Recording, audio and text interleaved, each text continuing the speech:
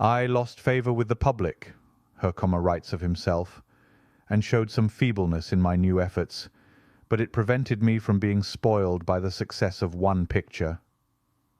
He does not exaggerate the dangers that early success can bring to a young painter, though he may not entirely recognize a safeguard against the flaws of mannerisms, but the true escape from the snare of self-repetition comes not from simply changing ideas, but from a deeper and more relentless commitment to the study of truth. An artist is in the highest sense original when the beauty that he presents in his work is legitimately won from nature.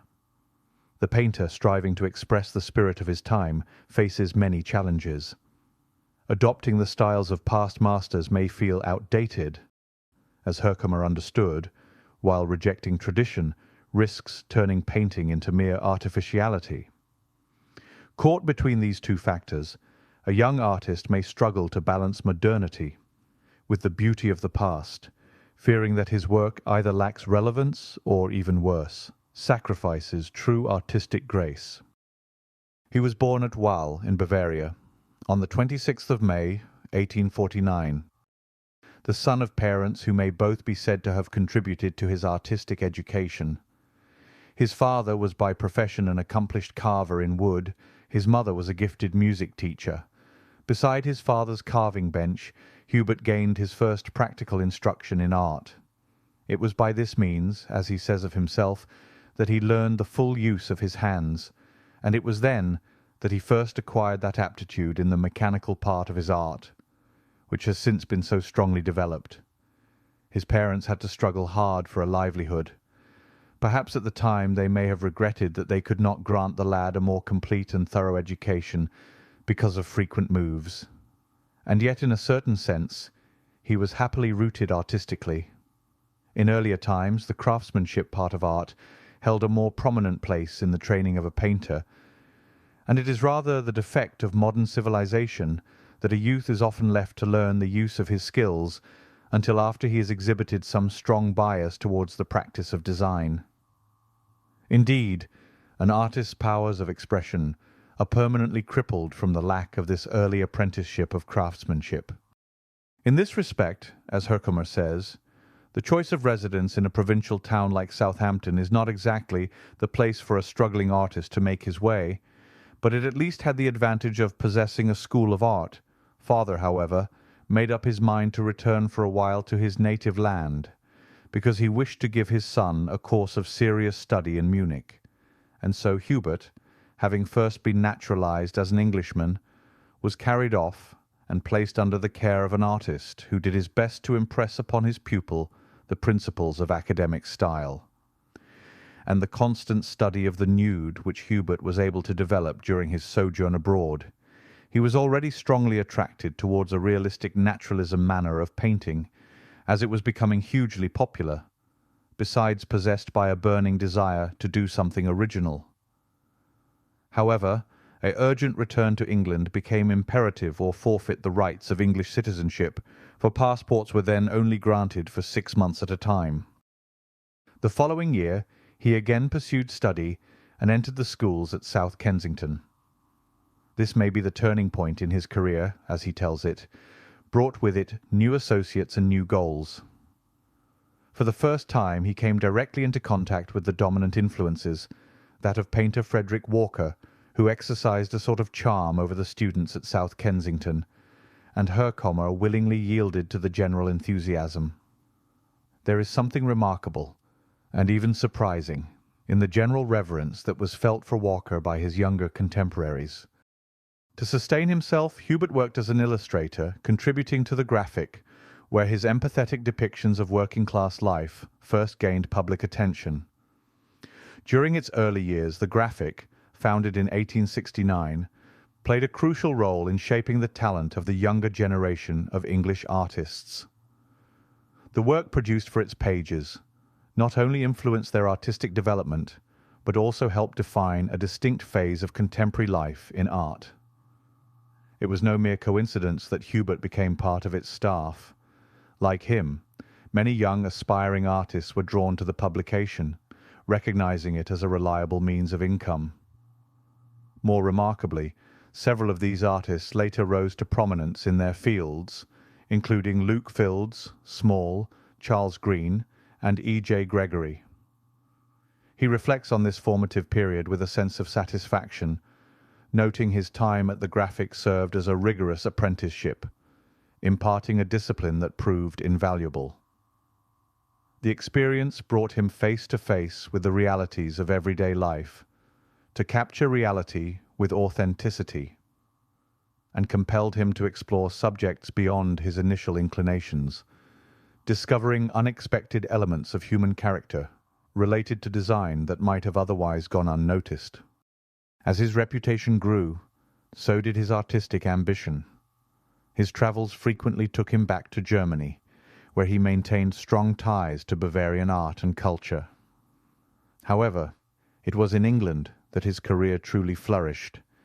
In 1875, he painted The Last Muster, a poignant portrayal of aging Chelsea pensioners attending a church service, and this emotional work catapulted him to fame, showcasing his ability to blend technical mastery with deep human emotion with a stark realism.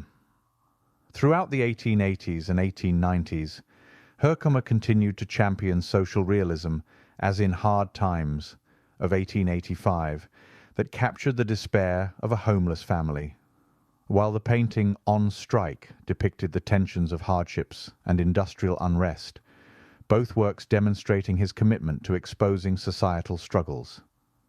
Yet despite his focus on realism, he was equally sought after for his portraiture, painting influential figures such as John Ruskin and Sir Henry Tate, with each portrait revealing not just the likeness, but the character of his subjects. Herkomer's artistic pursuits extended beyond the canvas, with his Our Village series of the 1890s, celebrating rural traditions. He painted Queen Victoria at Windsor, solidifying his status as a royal portraitist. His design acumen delved into other areas, as well as filmmaking and theatrical productions, exploring new ways to merge art and storytelling. From a struggling student to a celebrated artist and innovator, he continued to be defined by his deep empathy for the human experience with a passion for artistic expression. His portraiture extended well beyond Europe.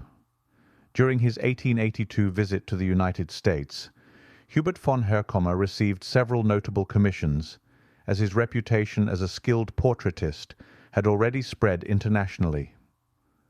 While his most famous American sitter was Mark Twain, he also painted wealthy industrialists, politicians, and prominent social figures of the time. We were not able to locate the Mark Twain portrait, however, for this presentation.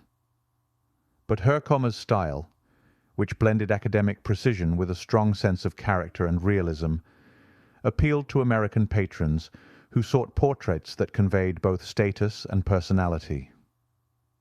His ability to depict textures, fine fabrics, and intricate details made him a sought-after artist among the elite. Herkomer had travelled to America twice to paint portraits and to give lectures, and on one occasion in early 1886 he painted the American architect Henry Hobson Richardson in exchange for a house design he could bring back to Britain. Richardson, at the peak of his career and only months before his death at the age of 47, sketched a single picture of a 4-story Romanesque castle, explicitly allowing Herkomer to change the exterior at will. The house in later years was destroyed with just the front of the house still standing.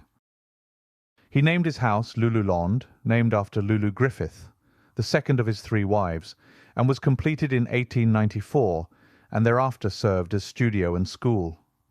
It contained a theatre where Herkomer put on productions of his own plays and musical compositions, and also made films. The mansion was called Lululand, which was a tribute to both his homeland and his deceased wife Lulu. He also kept her memory alive by marrying her sister, Margaret. Then in 1899, King Otto of Bavaria ennobled Herkomer as Ritter von Herkomer and a Knight of the Merit Order of the Bavarian Crown. The same year he was awarded the Pour le Mérite Award for the Arts by the Emperor of Germany. Some years later, Hubert recalls the very real struggles to get started in those early days. Receiving some money, his father determined to take Hubert to Munich, so that he could study art there while his father worked on commissions in the USA to carve the four evangelists in wood. In his chum's interview 30 years later, Herkomer recalled the trip vividly. "Ah, how I remember that first visit to Germany. We crossed to Antwerp in a cattle boat, and never shall I forget the miseries of that voyage. And then there were the railway carriages on the other side. We were compelled to travel fourth class in the company of people who were no less filthy than the carriages, and I remember I swore a big oath that if ever I had any money I would travel in the most luxurious style possible. I have never forgotten that oath." Herkomer and his father led a hard life while in Munich, but he stated that they were very happy days, days of hope for better things. Hubert also took on students and began the Herkomer School and opened its doors with 17 male and 15 female students, all instructed to find lodgings in the village, thus providing income for the residents, many of whom suffered poverty and hardship. Villagers also posed as life models. Over 500 students passed through the school in its lifetime. The professor was nevertheless a hard taskmaster. He expected serious study. Men and women were usually separated for life classes, but otherwise every so often worked together. There were strict rules for student working hours. Smoking was forbidden, and trips to London were limited to Saturday afternoon or Sunday. Herkomer's prime concern for all students was that they treat their work seriously, and any female student who became engaged or married was instantly dismissed in case of distraction. Hubert also became enamoured with the cinema when he happened upon a kinematograph theatre in Leeds, when moving images were starting out. Hubert realised cinema's potential to be an art form in itself, stating it a perfect study in black and white of all that is beautiful in nature, which must tend to develop and improve a love of art, even in the uncultured. So Herkomer converted his first floor into a film studio in 1912, with the addition of a glass roof, and it was there that he produced 7 films. Only 2 are really known about. What we do know is that Hubert was a genuine enthusiast. He not only starred in the films, but he also wrote and directed them and composed the soundtrack. But this was par for the course for Herk, as they sometimes called him. His best-known film is called The Old Woodcarver, a 14th-century tale of wood-carving folk that lasted some 30 minutes. And then, in an assessment of his own works, he writes, "After the last muster," says Herkomer of himself, in a short sketch of his own life, "much indifferent work followed." The criticism is perhaps a bit too severe, but it is not altogether unjust, because the natural excitement of success, acting upon a nervous temperament, is not favourable to production. "I was oppressed," he writes, "by the thought of what was expected of me." And in this mood he was, of course, least likely to be able to satisfy expectations. So humility and a realistic look at a hard-fought production needs a time to reflect and adjust one's course accordingly. But Herkomer was proved not only industrious, but proved his worth and won the battle, and is much admired today. So with that, we trust you enjoyed this look at the work of Sir Hubert von Herkomer, an artist who rose from very hard beginnings to rise to the luxurious lifestyle he promised himself. Truly inspiring indeed. And finally, please remember to subscribe and leave a like, and if you would like to add a donation, there is a link below for any amount. So with that, and until next time, it's bye for now.